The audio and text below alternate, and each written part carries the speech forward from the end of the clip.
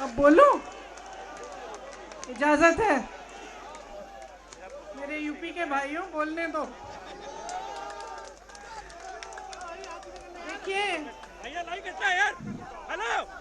यहाँ पे बैठे हुए मेरे मन में एक पुरानी बात आई। 32 साल पुरानी बात है। मई 1991 की बात है। मेरे पिता की शव यात्रा तीन मूर्ति भवन से निकल रही थी।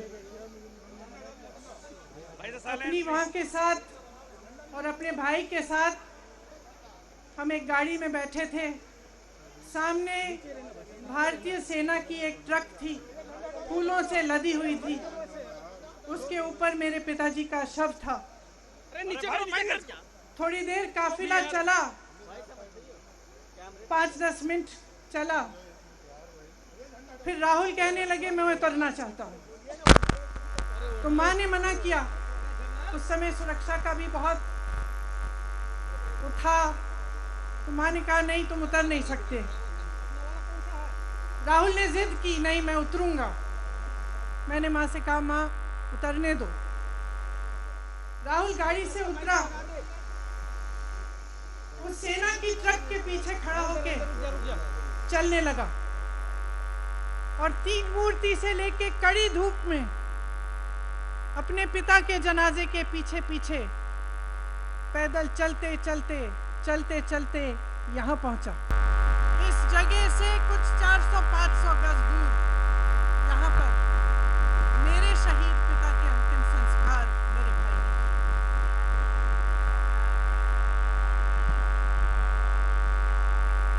सुनिए, वो चित्र मेरे दिमाग में अभी भी है, मेरे मन में है।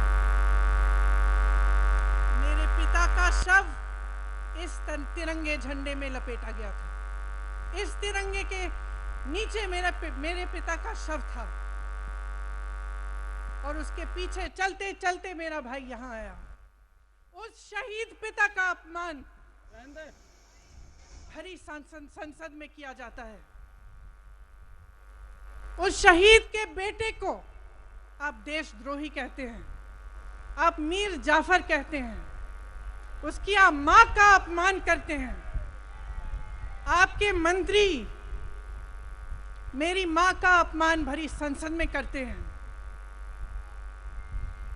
आपके एक मुख्यमंत्री कहते हैं कि राहुल गांधी को पता भी नहीं है कि उनका पिता कौन है। आपके प्रधानमंत्री भरी संसद में खड़े होकर कहते हैं कि ये परिवार नेहरू नाम को इस्तेमाल क्यों नहीं करता। पूरे परिवार का अपमान करते हैं। कश्मीरी पंडित समाज के रिवाज का अपमान करते हैं, जिसके तहत एक बेटा अपने बाप के मरने पर पगड़ी पहनता है, परिवार की परंपरा को आगे बढ़ाता है। लेकिन आप पर कोई मुकदमा नहीं होता। आपको 2 साल की कोई सजा नहीं मिलती। आपको जेल की सजा नहीं मिलती। आपको संसद से कोई बाहर नहीं निकालता। आपको मना नहीं करता कि 8 सालों के लिए आप चुनाव नहीं लड़ सकते। क्यों? मैं पूछना चाहती हूं क्यों? आज तक हम चुप रहे हैं। हमारे परिवार का अपमान करते गए। मेरे भाई ने क्या कहा? संसद में वो मोदी जी के पास गए और उनसे गले लगे।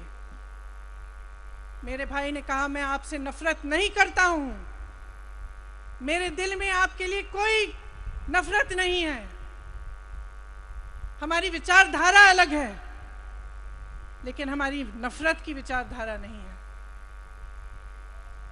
तो मैं पूछना चाहती हूं, एक आदमी का कितना अपमान करोगे? कितना अपमान करोगे? क्या यही है इस देश की परंपरा? आप परिवारवादी कहते हैं, तो भगवान राम कौन थे? भगवान राम को वनवास में भेजा गया। उन्होंने अपने परिवार, अपनी धरती के प्रति अपना धर्म निभाया। क्या भगवान राम परिवारवादी थे?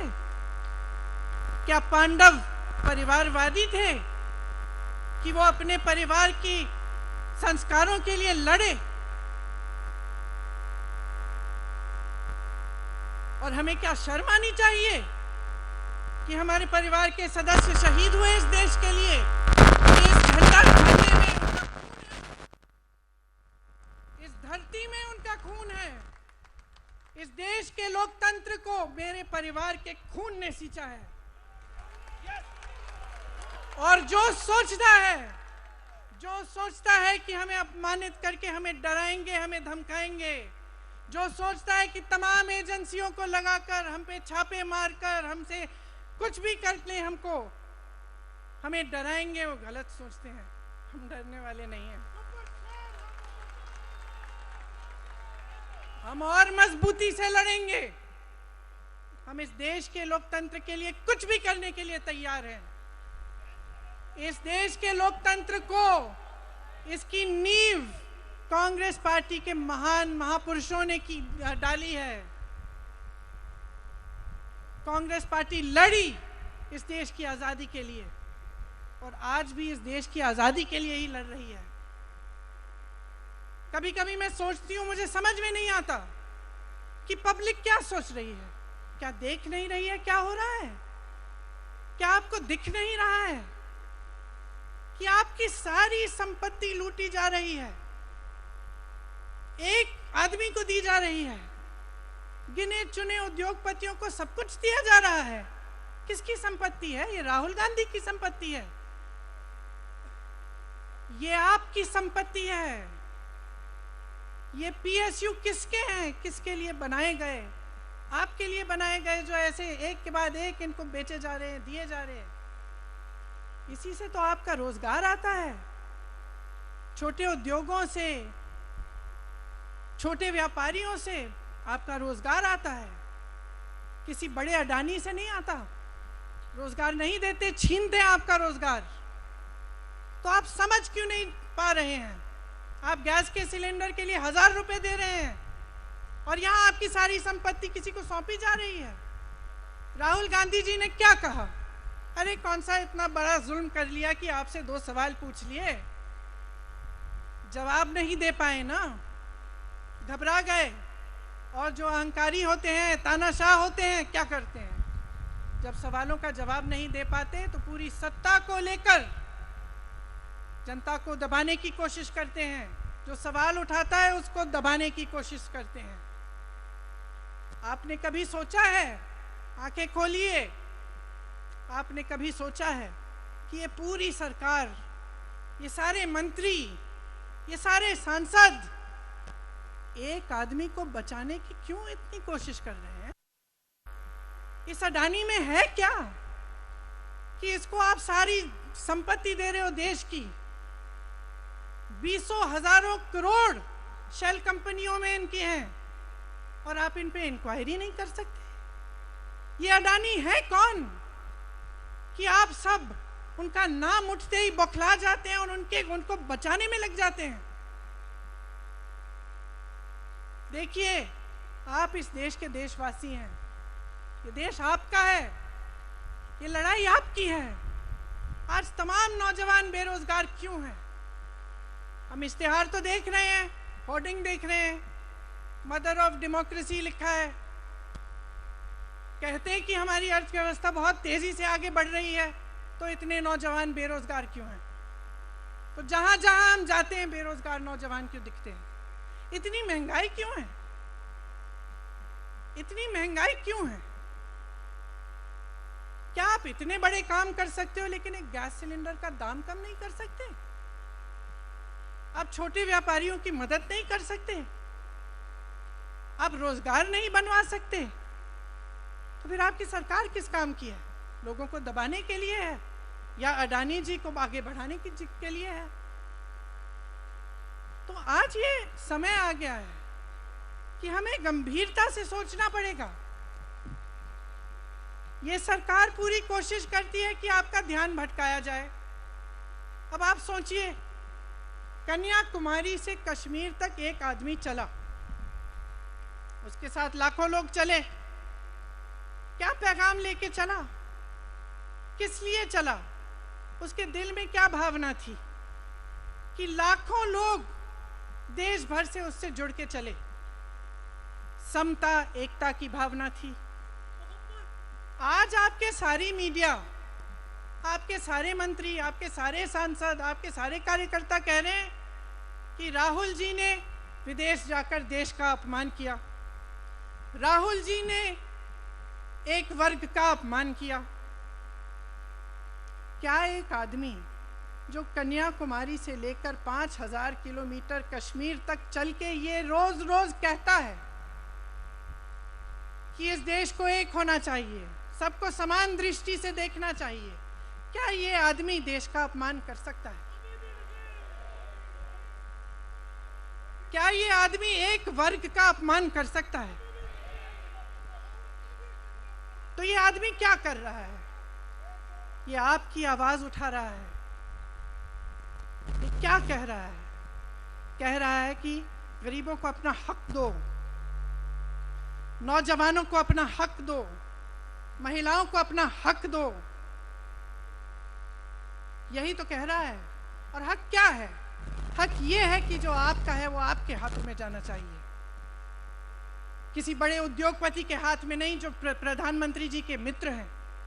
ये है आपका हक। उसी हक की लड़ाई लड़ रहा है। तो आप समझिए, ये एक इंसान की बात नहीं है, ये एक राहुल गांधी की बात नहीं है, ये पूरे देश की बात है। जब हम कहते हैं लोकतंत्र को बचाना है, तो हम किस बात की को बचाने की कह रहे हैं? क्या कह रहे हैं हम? लोकतंत्र क्या होता है?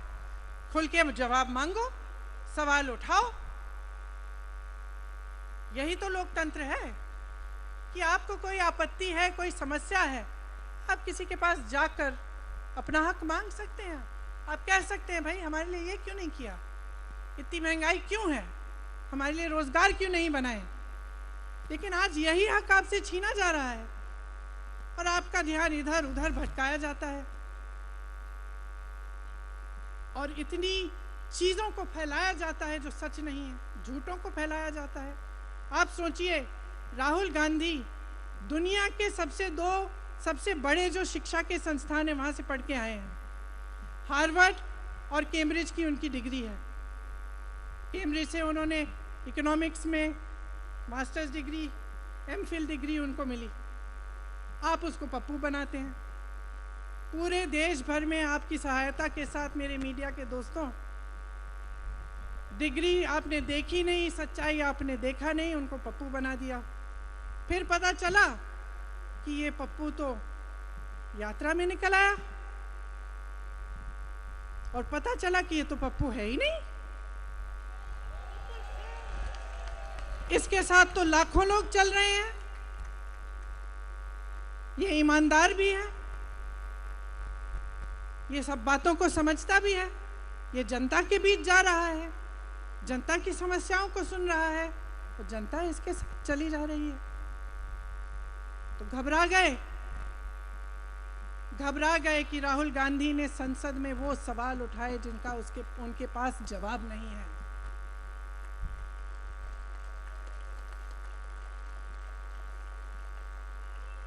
क्या किया सुन लीजिए।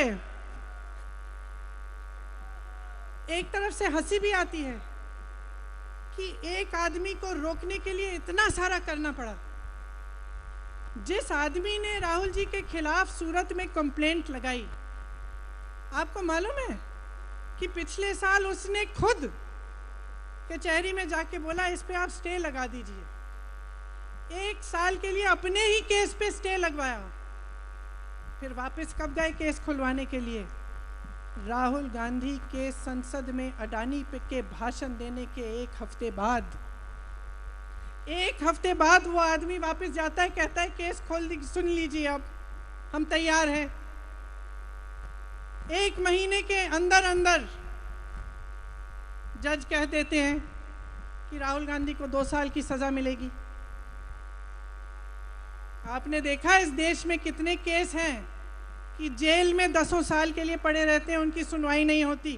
ये तो सुनवाई भी फट से हो गई, जजमेंट भी फट से हो गई, सजा भी फट से हो गई। और आपने कह दिया अगले दिन कि 8 सालों के लिए ये चुनाव नहीं लड़ सकते, संसद से बाहर कर देंगे इनको। वाह वाह वाह वाह वाह वाह, बहुत धैर्य है आप में। अरे कायर हैं, कायर है इस देश का प्रधानमंत्री। लगा दो केस मुझ पर, लगा दो केस मुझ पर, जेल ले जाओ मुझे भी, लेकिन सच्चाई ये है कि इस देश का प्रधानमंत्री कायर है।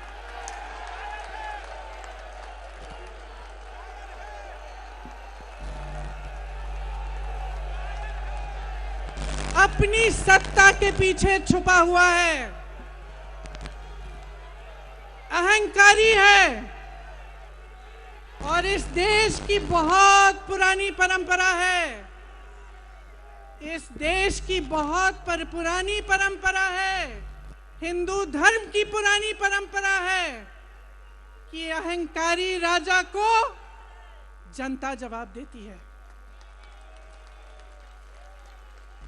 और इस देश की बहुत पुरानी परंपरा है कि अहंकारी राजा को ये देश पहचानता है। मेरे परिवार ने मुझे एक चीज सिखाई है कि ये देश दिल से बोलता है और दिल से सुनता है। ये देश सच्चाई को पहचानता है, और मैं जानती हूं कि आज वो दिन है जब से सारा कुछ बदलने लगेगा।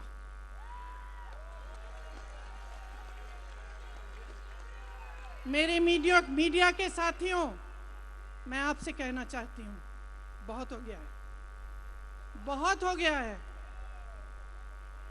मैं जानती हूं आप पर कितना दबाव है, मैं जानती हूं कि आपको लाइन भेजी जाती है कि आज आपको ये कहना है, आज आपको ये लिखना है, लेकिन आपकी एक बहुत बड़ी जिम्मेदारी है।